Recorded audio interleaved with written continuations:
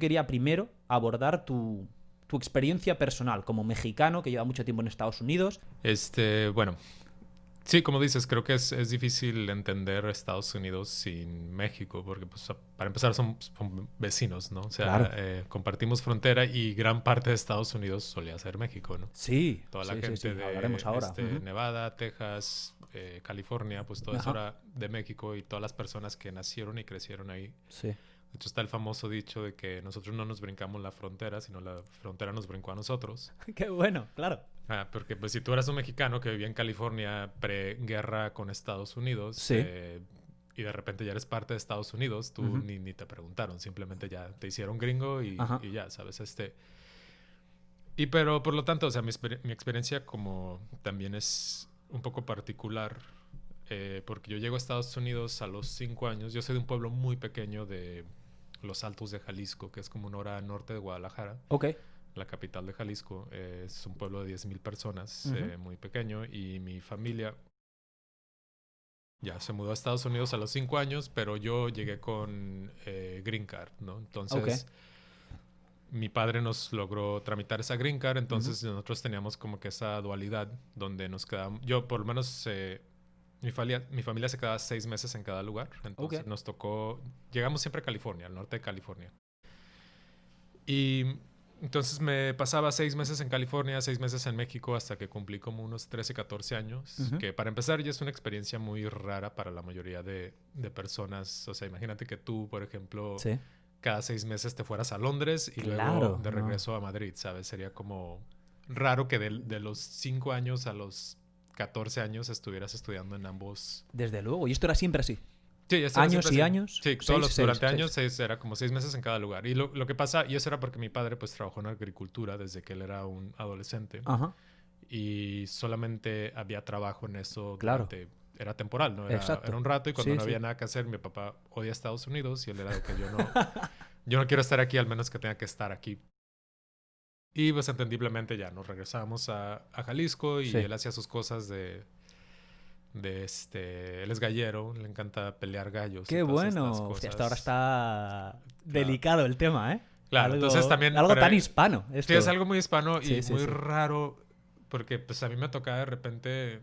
O sea, estaba con mis amigos gringos y era como hacer cosas de gringos, ¿sabes? Como que playdates y cosas así, o sea, conceptos muy gringos. Sí.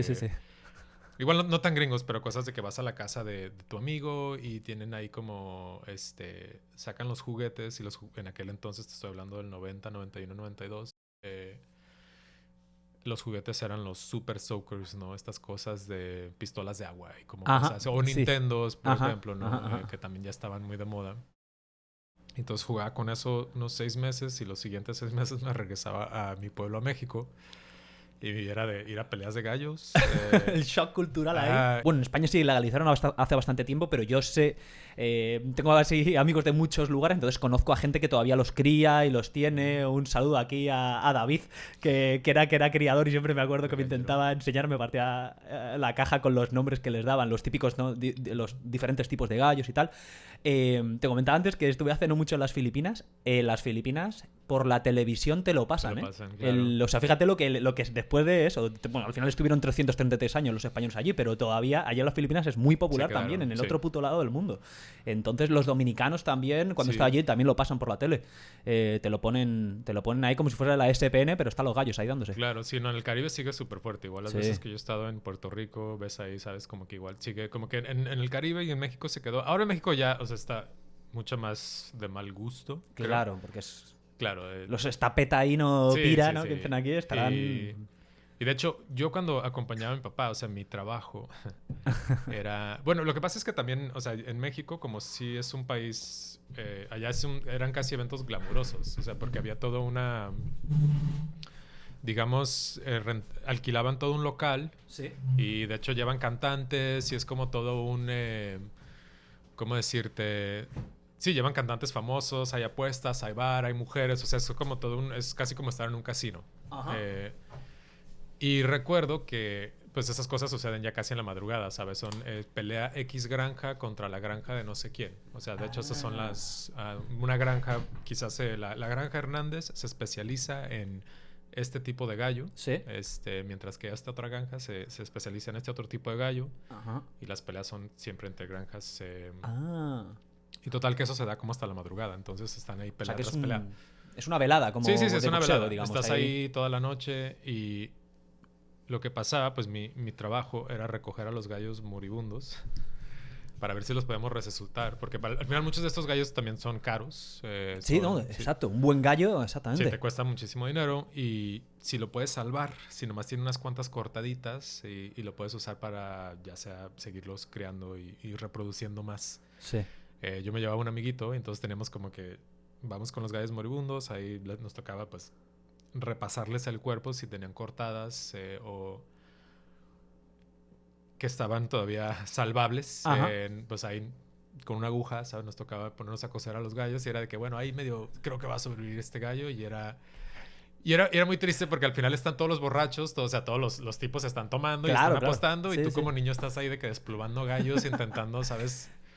Y además a esto se le añade que a lo mejor a las 2 semanas estabas en Dixon, California, viendo a las tortugas ninja ahí tranquilamente, oyendo a la fiesta del niño gringo. Claro, que pasaba que iba eso al playdate con el niño gringo y su mamá, ¿sabes? De que nos sacaba el cheese plate así en la bandeja, ¿sabes? Y sí te quedabas como, güey, ¿qué? Y claro, y mi mejor amigo, digo, es un pueblo muy pequeño y hay la mayoría de las personas pues viven humildemente. Sí. Entonces, por ejemplo, mi mejor amigo, su modo de transporte era un burro. Y de repente, ¿sabes? Estaba yo de que jugando con el burro y de que estamos y acompañaba... la familia de mi amigo hacían ladrillo. Era con lo que se mantenían. ¿Hacían los ladrillos o eran albañiles? Sí, no era hacer los ladrillos. Ah, ok. Literalmente. Tenía un horno el horno y todo, claro. Sí, todo hay un proceso. Sí, claro. Entonces era muy loco como que de repente, digo, pues 6 meses de tu vida estás jugando con Nintendos y pistolas de agua y juguetes de primer mundo, ¿sabes? Total, claro. Y ya los siguientes 6 meses estás con un burro. Es un shock en lo que... Sí, es un shock cultural.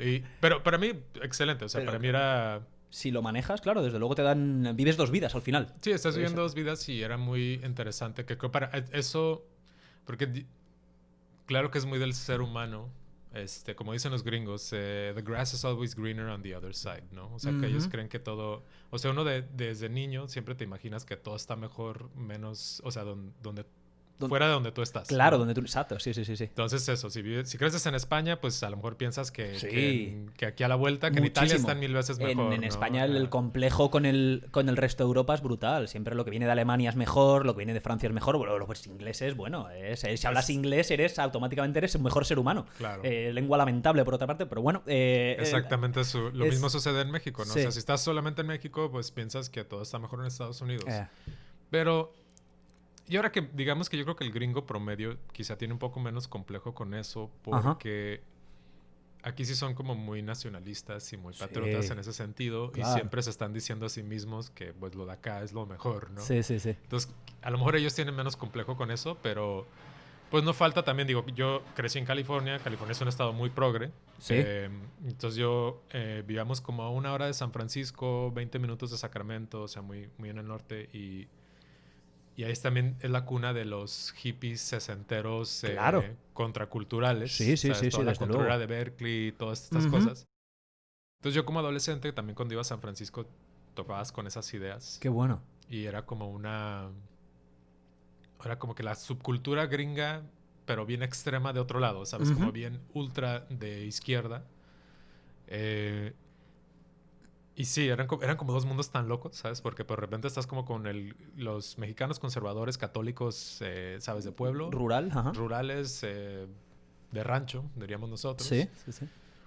Y 6 meses después tienes al alcance, ¿sabes? Así como las ideas más locas, ¿sabes? Y vanguardistas, incluso Claro, o sea, tienes a City Lights ahí donde estaba Ginsberg y donde estaba todo el mundo, ¿sabes? Ya. Y te quedas así como En tu cabeza tienes un chocho ahí bueno, pero wow. Esto también un poco forja tu personalidad tremendamente única, supongo. Y tu manera de ver el mundo, ¿no? Porque a uno quizá tan cerrado, entre comillas, otro tan abierto, esa mezcla ahí. Sí, bueno, lo interesante, mira, ahí te va. El chiste... ahora sí que el chiste más triste fue que yo estando en México, en mi pueblito, pues tú ves que todo el mundo bueno, más bien en el resto del mundo siempre estamos consumiendo los medios gringos porque son súper potentes, ¿no? Claro. O sea, los gringos para hacer películas, caricaturas y todo esto, realmente... ¿Quién no consume eso, sabes? Claro, puedes estar en Asia, puedes estar donde sea. Y yo como niño, pues empezaba a ver, en aquel entonces, yo llegué a Estados Unidos en el 88. Para entonces creo que ya empezaban a pasar pues caricaturas de He-Man y las Tortugas Ninja y todas estas cosas, ¿no? Que en las Tortugas Ninja mostraban Nueva York y pues tú te empiezas a imaginar así alcantarillas y cosas así como muy, ¿sabes? O igual veías G.I. Joe y G.I. Joe de que es los soldados y tecnología. Sí, los héroes. Sí, los héroes, claro. Y pues tú te empiezas a imaginar Estados Unidos de cierta manera y yo...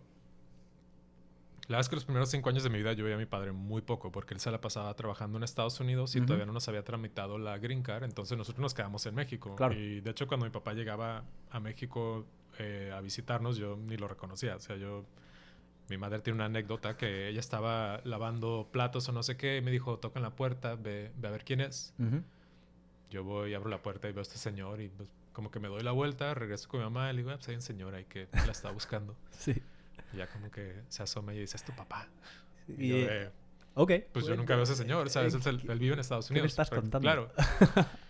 Y ya cuando cumplimos 5 años, él dijo, bueno, los voy a llevar a Estados Unidos para que aquí están sus green cards, ya podemos ir. Sí.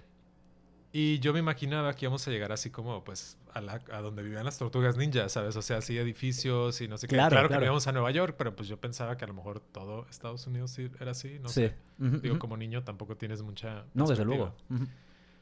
Y ahora sí que la broma más cruel fue que llegamos a un pueblo muy pequeño en California, se llama Dixon, y que en aquel entonces era otro pueblo de 10,000 personas.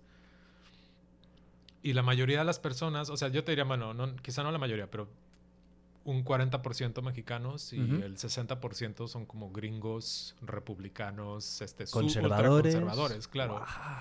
Entonces, claro, yo dije, o sea, me sacaron de un rancho para meterme a otro rancho. y nunca vi, ¿sabes? Las alcantarillas ni las cosas de las Tortugas Ninja en ese pueblo, porque pues eran como rancheros, pero gringos. O sea, eran... Mucha gente tampoco piensa en eso, que California tenga como estos pedazos conservadores o partes conservadoras, pero sí las tiene. Exacto, sí. Y entonces, te digo, esa fue la broma cruel, porque pues durante muchos años como que ya nomás me pasaron de un pueblo a otro, pero ya nomás en inglés. Y recuerdo que también mi papá, muy, muy poco tacto, le dije, bueno, ¿a qué horas empiezan a pasar las caricaturas para por lo menos empezarme a ubicar por ahí? ¿A qué hora pasan en la tele las caricaturas? Y él me dice, ¿para qué quieres saber si están en inglés y no les vas a entender? Y yo dije, bueno, es un buen punto. ¿Has visto así? Sí. Digo, pero bueno, pues ahí para empezar a ver, no sé. Y ya, bueno, ahí empieza mi experiencia con los americanos. Pero pues esta experiencia extraña, ¿no? De dual. Dual, sí, de dos mundos.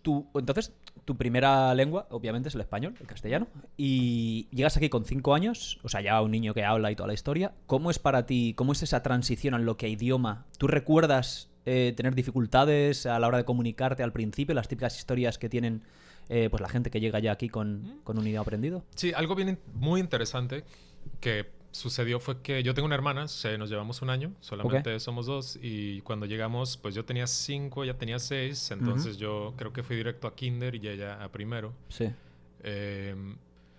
Pero por alguna razón, yo creo que era los 80s y igual a la gente no le importaba, o a las escuelas no les importaba mucho, pero a mi hermana la pusieron en un programa los programas de ESL, English as a Second Language, ¿no? O sea, programas capacitados para niños que no hablan inglés. Entonces, pues las maestras hablan español, te intentan empujar a que aprendas inglés y pues ahí como que te van metiendo cositas al currículum para que lo aprendas, pero pues al final si no entiendes una palabra o lo que sea, siempre puedes preguntarlo en español y te responden y todo bien. Y conmigo, mis papás hicieron ahí un experimento raro donde me metieron con las clases de los gringos, pero eran como gringos que no hablaban absolutamente nada de español y ni siquiera las maestras. Hostia, a pelo. Ahí. Sí, entonces yo recuerdo que, por ejemplo, pues cuando íbamos a hacer una prueba, a mí me decían, tú nomás haz la parte de la matemática, que eso sí lo vas a entender porque son números, y de lo demás, pues ahí vete a sentar. Y también, y desde entonces empecé a chocar, de hecho, ahora sí que la diferencia entre el México-americano y el gringo, porque hasta dentro de esa clase, recuerdo, digo, los niños te sentaban en escritorios de 4, o bueno, eran como grupitos de 4, ¿no? Ujú. Un niño aquí, uno aquí, otro aquí, otro aquí. Y recuerdo que te ponían tu nombre en un como letrerito para que empezaras a aprenderte los nombres de tus compañeros. Ujú. Y enfrente de mí, la primera vez sentaron a una chica que se llamaba Amber Aguilera. Y yo dije, bueno, pues si se apellida Ahí, Aguilera, claro. seguramente va a entender algo, porque Sí. yo no entiendo nada de inglés. Y recuerdo preguntarle como, oye, nos pusieron a colorear. Y le dije, ¿me prestas tu crayón o crayola? No sé cómo lo conozcan allá. Ajá. Pero bueno, Y me dice, nomás me responde como, ¿what? Y dije, no entiende nada, ¿sabes? O sea, no, o sea, se apellida Aguilera, pero pues seguro es ya segunda, Claro. tercera, cuarta generación. Ajá. Y aparte, pues, ya y es donde me tocaba. Digo, yo venía de escuela católica, yo iba a escuela de monjas en México, aparte, ¿sabes? O sea, era de las que te madre pegaban mía. si Sí, te claro. portabas mal y todo. O Clásico. sea, era como el Yo fui a una de clásico. curas, Sí, pero sí, sí. sí. O sea, me tocaron la de las monjas, ¿no? Entonces yo venía de Sí. eso, de uniforme, de todo esto. Clásico. Y de repente es que en Estados Unidos, pues, los niños no usan uniforme. Por lo menos en esas escuelas públicas no. Y también me tocó el clásico de que pues tú llegas como que con la ropa que te compran ahí en el momento, ¿sabes? Pero los gringos ya tenían como sus marcas Bien cool. puestos, Claro, claro. o sea, ese de que la X, ¿sabes? X marca. X marca. En aquel entonces zapatillas. había una marca de zapatos de tenis Ajá. que se llamaba British Knights, BK Knights, y era muy famosa. Ah, y era sí, como, sí. no sé si... No, esto lo he visto aquí ya. No, Ya, sacaron BK Knights y luego sacaron otra marca que se llamaba LA Gear, que también era como para las chicas, era como sí, el LA Gear. wow, Claro. de esta tuve unas una vez cuando yo era pequeño. Sí. Que hacían, luego de hecho Michael Jackson le dieron un patrocinio así increíble para que hiciera los tenis de LA Gear. Sí. La Gear. Sí, la Gear, claro. Es lamentable. La Gear, claro. Sí. Y chistosamente, y eran como muy californianos porque venían con nosotros le decimos placa a lo de los carros. Ajá. La matrícula. La matrícula, claro. Sí. Entonces venía con un llavero que era como una especie de mini matrícula, no sé si lo recuerdas. Sí, claro. Yo tuve unas Laguerre bota, imitación total de, no sé si te acordarás, las Reebok Pump. Ah, claro. Entonces sí, la Laguerre sí, sacaba sí, que eran como, en España eran mucho más baratas. A mi hermano, que es mayor que yo, le cayeron las Reebok Pump por su cumpleaños, pero a mí me cayeron dos hostias por pedirla, básicamente. Entonces me cayeron esas que eran como baratas, están de oferta, no las quería nadie. Pero me acuerdo que venía con la chapita, sí, que tenía la cadenita esta de bolitas, ¿verdad? Sí, la cadena, y se la podías poner ya como a tu llavero. Sí. Las dos se las dejabas al tenis, no pasaba claro. nada. Sí, no pasaba nada. Y entonces, pues yo llegaba con mis zapatos horribles de no sé dónde, ¿sabes? Sí. Pero ya empezabas a ver ahí como la diferencia, ¿no? Del primer y tercer mundo, básicamente. Claro, sí. Pero, interesantemente, a todo esto, a mí me pusieron en esta clase de puros gringos, y la verdad es que cuando eres niño tienes una destreza increíble casi como para aprender todo. O sea, eres una esponja, ¿sabes? Porque estás nomás como absorbiendo constantemente información. Y recuerdo que yo empecé a aprender inglés mucho más rápido que mi hermana. Porque pues mi hermana siempre podía recaer en el que si yo quiero hablar español, y yo era como, nomás puedes hablar inglés. O sea, no hay de otra. Entonces yo me empecé a desarrollar mucho más rápido con el idioma. Fíjate. Pero también fue muy raro porque pues durante los primeros años no tenía muchos amigos. Porque, pues, digo, también si eres un niño gringo y te ponen un rarito que no habla para nada, pues... Claro.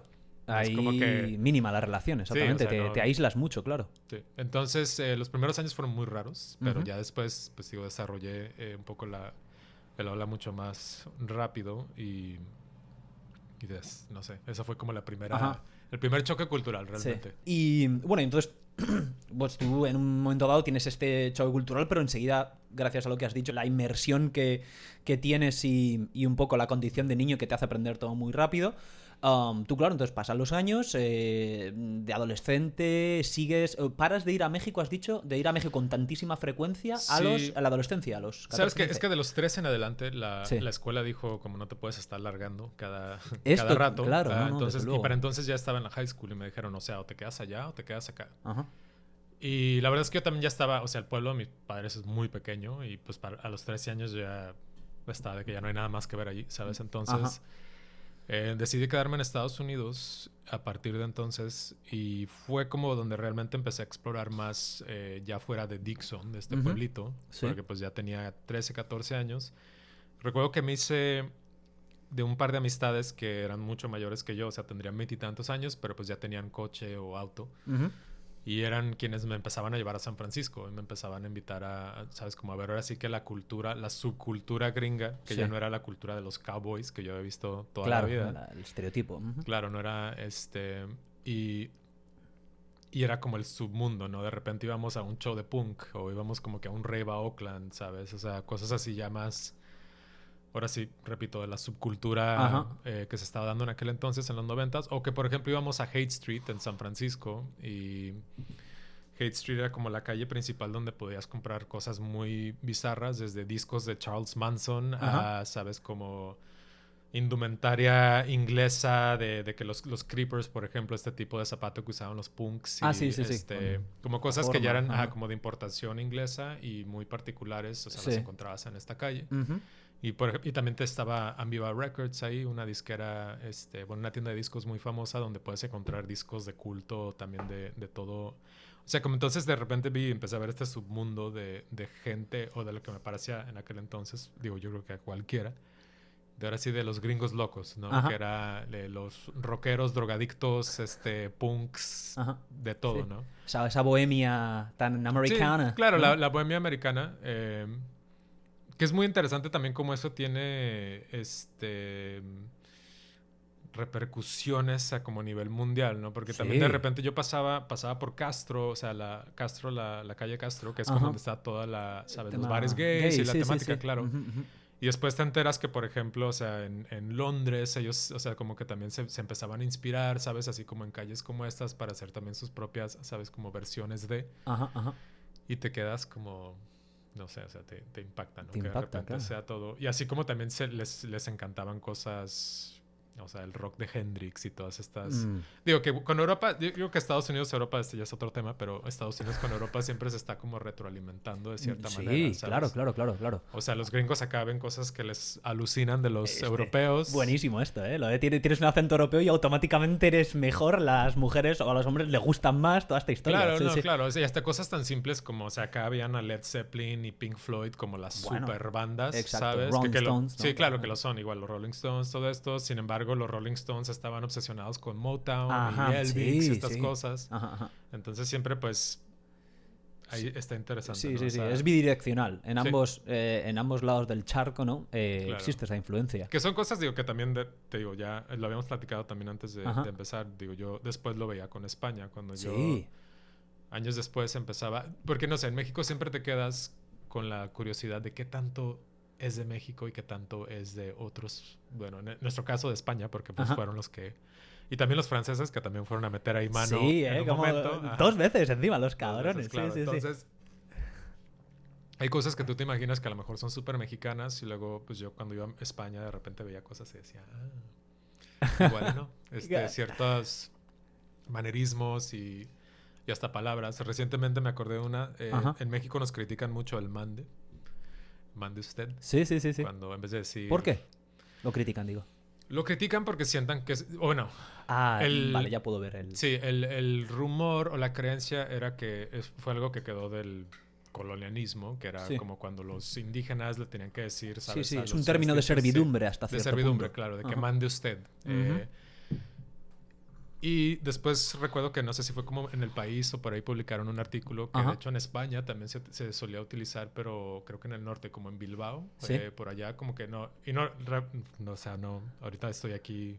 Tranquilo, que no... pero por ahí recuerdo que varios comentaristas habían hecho o apuntaron a esa cita, ¿no? Que dijeron, de hecho acá también lo decían, en ciertos pueblos de España se manejaba, y no sé si fue algo que se lo llevaron...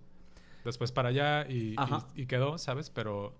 Esto es muy interesante porque sí, es tal y como lo cuentas. De hecho, yo no sé exactamente cuán predominante es en el norte, pero en general en España el mande tiene ese cariz, ese toque de España rural. pero es vigente, o sea, lo dicen también muchas veces cuando alguien ha oído algo, mande.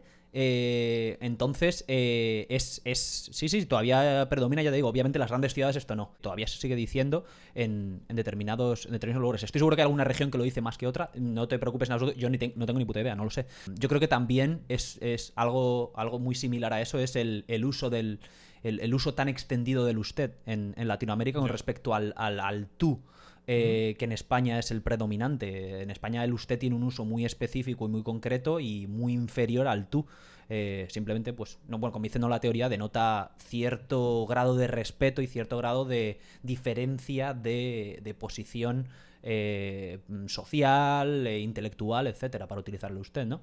Y en Latinoamérica está mucho más usado con casi cualquier... A no ser que sea muy amigo tuyo, ¿no? Uno lo usa de Es propio. Que sabes que somos bien inconsistentes también en Latinoamérica. Claro. Ese es el otro...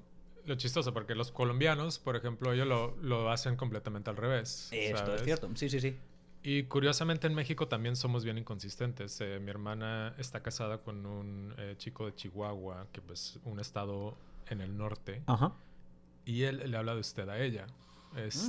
Y al resto de los mexicanos nos suena muy raro, pero por ejemplo hay como ciertas regiones donde ellos sí se quedaron con otros manerismos que no, ¿sabes? Ajá. Y en México el usted es solamente pues ya para gente mayor o para los tíos. Exacto. ¿Sabes? Y de ahí pues tuteas a casi todo el mundo. También te digo que esto en España es reciente, es decir, mi abuela, que la traje aquí al podcast, mi abuela llamaba, que yo conocía a mi bisabuela, Marciana, que se llamaba la señora, murió de 96 años, la trataba de usted, o sea, que es algo hasta bien recientemente se le trataba a los padres, a los tíos, a la gente un poco de mayor edad, lo que dices, de usted, o sea, que es algo relativamente nuevo en España, ya también te lo digo. Sí, o sea, y en México, por ejemplo, es raro que... En la Ciudad de México sí tutean a los papás, pero en México rural no. Sí, o sea, en la Ciudad de México sí les hablan de tú, pero nosotros no. O sea, yo que soy de pueblo, ¿sí? No pensaríamos ni... Y es chistoso porque hasta a veces, yo hace poco, pues creo que hice como un mini video con mi madre hace unos años, y mis amigos chilangos, o sea, decían eso, ¿no? De que qué raro que le hables de usted a tu mamá. Y yo de, qué raro que tú no le hables de... Marce, perdona, ¿qué es chilango? Chilango es que es de la Ciudad de México. Es el gentilicio de las personas. Sí. No oficial. Sí. Bueno, bastante oficial. ¿Es oficial? Sí, es bastante oficial. Aunque los chilangos siempre se defienden y ellos te dicen que son... A ver. ¿Capitalinos o qué será? Defeños. Ah, defeños. Ellos te dirían que son defeños. Claro, porque son del DF, ¿no? Claro, para un chilango de verdad, un chilango muy hardcore, ¿sí? Te dirá que un chilango es alguien que se muda a la Ciudad de México, que viene de fuera. Ese es un chilango. O sea, si un poblano se va a vivir a la Ciudad de México, él viene siendo un chilango, ¿no? Los defeños son los que están ahí de toda la vida. Ya. Tienen ahí esa medallita que se ponen, ¿eh? Esto pasa en todas las ciudades también, es que pasa en todo... Sí, claro. Yo vengo... La familia de mi madre son inmigrantes, ¿no? Entonces siempre ese tema de, yo soy de aquí, pero tú eres el que vienes de fuera, siempre dentro del territorio nacional, existe en todos los lados. Sí, claro. Y bueno, ya es que es como todo. O sea, en Argentina no quieren a los porteños. Claro. O sea, si no eres... Pues acá es igual. Sí, en México hasta había... lemas muy fuertes que se decían en los 70s y por allá. Tú ibas a ciudades como Tijuana, que ya son pues el extremo del norte, ¿no? Si es frontera con Estados Unidos. Claro. Y veías carteles que decían, haz patria y mata un chilango, ¿no? Y cosas como muy heavy, fuertes, muy fuertes, sí. ¿eh? Sí, te diré. Qué bueno. Y es chistoso porque también te digo, los chilangos se la cobraban. O sea, el cine, por ejemplo, el cine de oro de México, de las épocas de oro, donde, con María Félix y toda esta gente... También había muchas partes, muchas películas en donde ellas mostraban a todos los norteños como personas muy ignorantes, ¿no? O sea, muy de pueblo y muy... Entonces creo que también por ahí había también otro resentimiento por parte de la gente del norte, que era así de que, a ver, ustedes, ¿sabes? Pero bueno, peleas yo creo que también se darán allá en España, ¿no? Así como se dan. Sí. Claro, estas cosas yo creo pasan en todos los lugares. Es algo muy común el citadino, el de la ciudad con respecto al rural, al del pueblo, del campo, pues tienen ahí esa lucha, ¿no? Y ese mirar por encima del hombro, ¿no? Tan común del que es de ciudad al que es de pueblo. Y luego tú si eres de ciudad y vas al pueblo, también te miran con mal. Mira este que viene aquí, que se cree mierda y no llega a pedo, que dicen. Claro, sí. Bueno, y eso pasa aquí en Estados Unidos. También, claro, ¿no? Exacto. O sea, los sureños odian a los capitalinos acá, más no poder. Sí. Yo que volví al sur en varias ocasiones, cuando dices que vives en Nueva York, ya te dicen, no, te crees aquí y tal. Eso es un clásico, yo creo, en todo el mundo, por lo menos occidental. Bueno, y yo creo que también en Oriente. Entonces, bueno, pues tú con toda esta influencia empiezas a cultivar un interés y una dedicación a todo el tema de la música, etcétera, y decides mudarte a Nueva York, pues un poco porque te viene de las Tortugas Ninja que lo tenías visualizado o no. Sabes que bueno, yo en California había empezado a hacer fiestas. ¿Sí? Y empecé a hacer como cierto tipo de fiestas como con música en inglés que estaba de moda en aquel entonces, ¿no? Esto a principios de los 2000, entonces como el electroclash y toda esta música electrónica y punky rara que estaba saliendo a todos lados. Y se me ocurrió la idea de hacer una fiesta, una especie de equivalente, pero que la música fuera cantada en español. Entonces dije, perdón, eso como yo sentía que no iba a funcionar muy bien en California. Y dije, ¿cuál sería el lugar en Estados Unidos donde, sin importar qué tan loca sea tu idea, vas a encontrar un grupo de personas que te siga el cuento? Digo, pues Nueva York, porque creo que ahí es donde tiene que haber la gente más... Y acertaste. Sí, y yo siempre se lo digo a todo el mundo. Le digo, esta es como la ciudad donde, repito, sin importar qué tan extraña o extraño sea tu pasatiempo, tu interés, tu arte, aquí vas a encontrar a personas que son o hasta más extrañas que tú y que van a también como coger un poco ahí el interés en eso, ¿no? Sí. En lo que estás haciendo.